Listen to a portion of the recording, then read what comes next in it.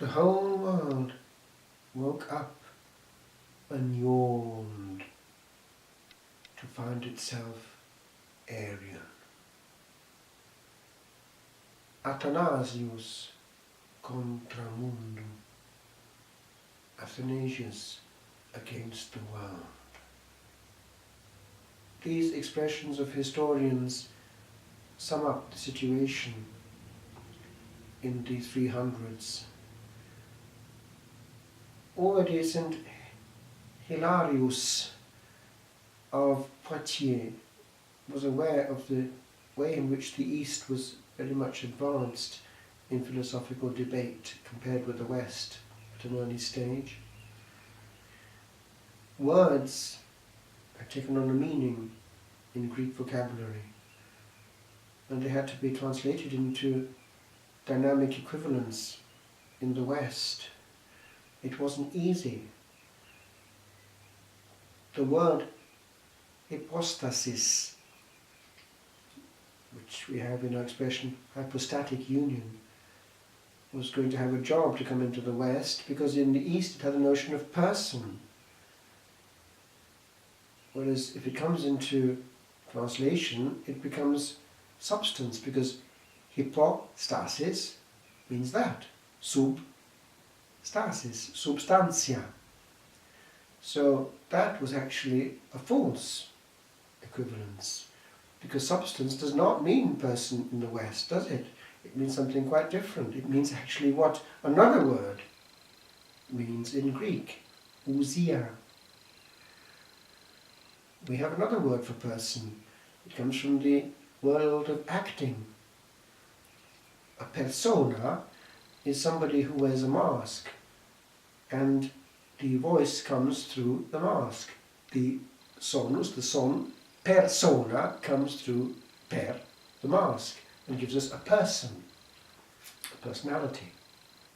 So we had to invent words, but give them a theological meaning. To our day, it's a problem. We've had to get around it by going back, actually, in the present translation, to consubstantial. Used to have of one being with the Father. In French, they have de même nature que le Père, of one nature with the Father. But actually, theologically, it's not very precise, because he's not of the same nature as the Father. The Son has human and divine nature. And they're not commingled, because that would be the Monophysite heresy, which tends to deny the human nature, as though the human nature is completely taken up in the divine. Leads also to the heresy with regard to the will, monothelitism, in which there's only one will, that of the divine.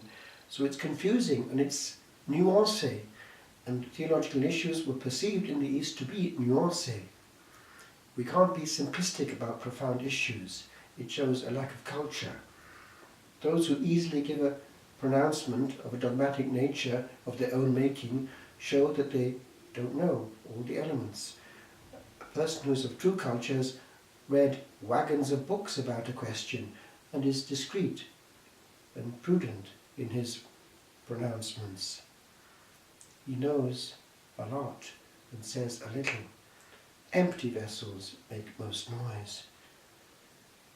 Well, for the sake of peace, there was a great movement by the mass of bishops to settle for a compromise solution, pushed, of course, by the Emperor of the East.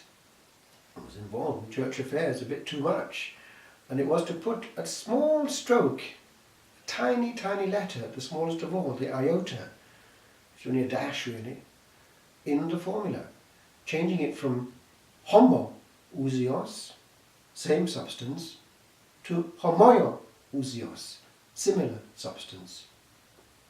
It's true, what is the same is similar, but it wasn't sufficient, and St. Athanasius stood alone. No, we have to be complete and precise. He was also important for what he wrote. He wrote the life of St. Anthony. He, being Bishop of Alexandria, was aware of his importance, because the monastic movement in the East was much inspired by the figure of St. Anthony. was regarded somewhat as the patriarch of the monks there. And he wrote this Vita Antoni, which was immediately translated into Latin and went round the Mediterranean basin like wildfire. It was picked up, of course, by St. Augustine, and he and his companions saw the importance of the monastic world, and he was a great brain, one who, like St. Athanasius in the East, dwelt at length on the nature of the Blessed Trinity, and gave us the wonderful understanding that we have to this day in the West of the spiration of the Holy Spirit, which is the bond of love between Father and Son. But already Athanasius had something of it, the eternal spiration of the Spirit of love. One day, St. Augustine, not yet a saint at that point, was talking to a friend of his. Two military officers had abandoned their military career and embraced monastic life, influenced certainly by this life of St. Anthony. And he said to his companion, "Look how these simple people conquer the kingdom of heaven in a minute, and we with all our philosophy lose time." And he and his companion and others with him embarked upon a monastic adventure. In his case, somewhat intellectual and open also to ministry.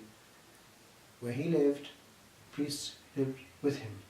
When he became bishop, his priests lived with him, and they became future bishops quite often, because there were many bishops in North Africa. Every town had its bishop. Interesting, but that is something that the East still has. Their bishops are always taken from the celibate clergy, which means in practice those formed in deep prayer, in a monastic and contemplative life. It's only in deep prayer that we perceive things in their fullness, and we become not noisy, but receptive.